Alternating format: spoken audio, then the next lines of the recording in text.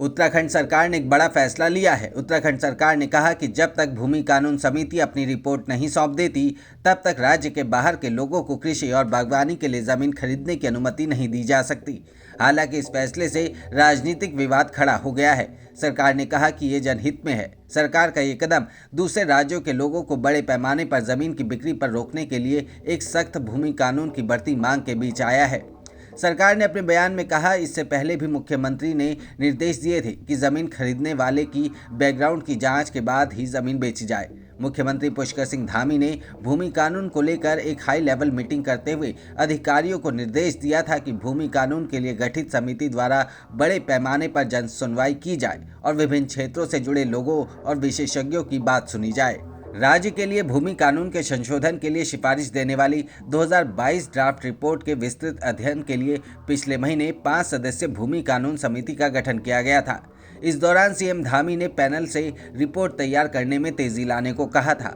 2004 में एनडी तिवारी के नेतृत्व वाली कांग्रेस सरकार ने उत्तर प्रदेश जमींदारी और भूमि व्यवस्था अधिनियम 1950 की धारा 154 में संशोधन किया, ताकि 12 सितंबर 2003 से पहले उत्तराखंड में अचल संपत्ति नहीं रखने वाले लोगों को कृषि के लिए जिला अधिकारी से जमीन खरीदने की अनुमति मिल सके। हालांकि सरकार ने निवेश आकर्षित करने के साथ साथ स्थानीय पहचान को संरक्षित करने के उद्देश्य से 500 वर्ग मीटर की सीमा निर्धारित की थी।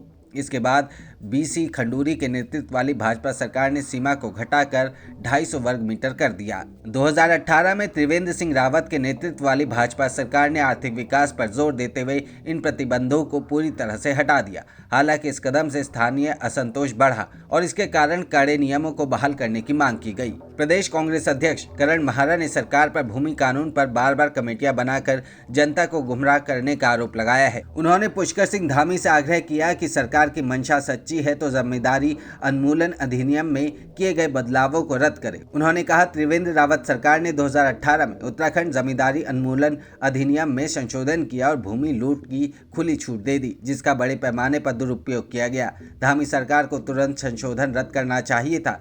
भाजपा ने हमेशा झूठ का रास्ता अपनाया है। लोगों में गुस्सा इस बात को लेकर है कि मजबूत भूमि कानून के अभाव के कारण राज्य के बाहर के लोग बड़े पैमाने पर राज्य की जमीन खरीद रहे हैं और बाहरी लोग राज्य के संसाधनों पर हावी हो रहे हैं, जबकि मूल निवासी और भूमि मालिक भूमिहीन हो रहे हैं।